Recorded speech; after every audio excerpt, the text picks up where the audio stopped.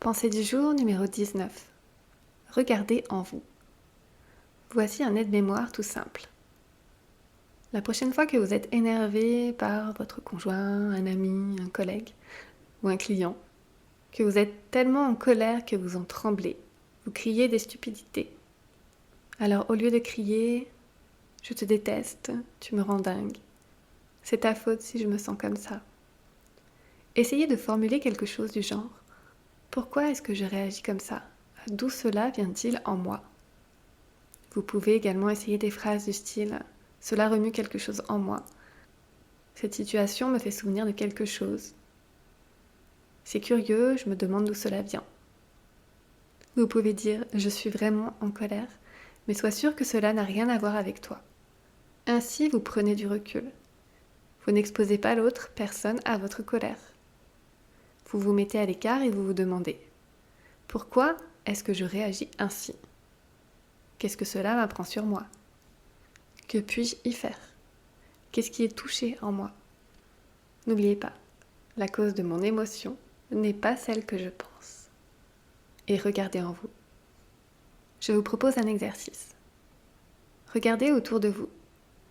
Réfléchissez à la façon dont vous réagissez à diverses personnes. Parvenez-vous à voir la vérité à leurs propos ?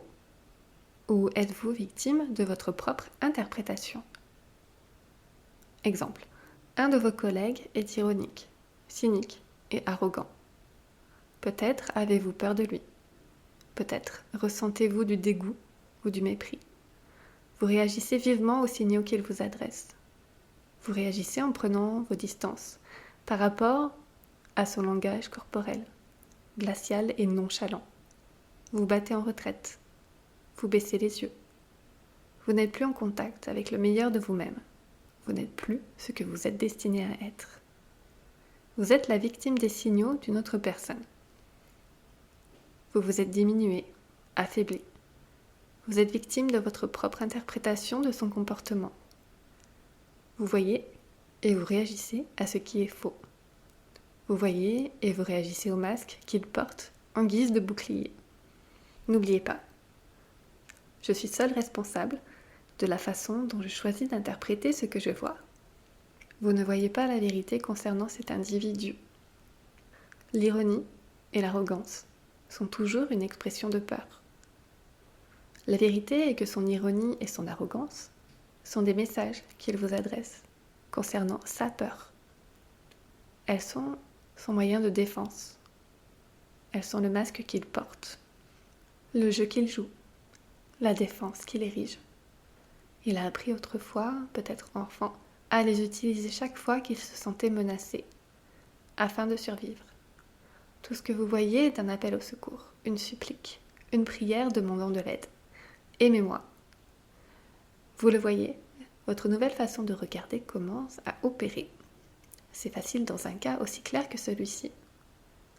Les occasions de s'entraîner à voir la vérité sont nombreuses. Parfois, vous échouerez. Vous vous sentirez intimidé et diminué. Vous ressentirez de l'envie et de la colère, du dégoût, du mépris, à cause de la façon d'être de tel individu. La vie est pleine d'occasions de s'entraîner. Vous voyez toute chose comme une leçon. Considérez la vie comme une école d'entraînement. N'oubliez pas, toute peur que vous observez est un appel au secours. Derrière chaque masque que vous voyez se trouve la vérité concernant cette personne. Plus grand est le masque, plus important est le besoin d'aide. Essayez la phrase suivante de temps en temps dans votre vie quotidienne. Je m'engage à voir les choses et les êtres de façon entièrement nouvelle et différente. Je veux voir la vérité. Je ne veux plus être victime des images que j'interprète incorrectement.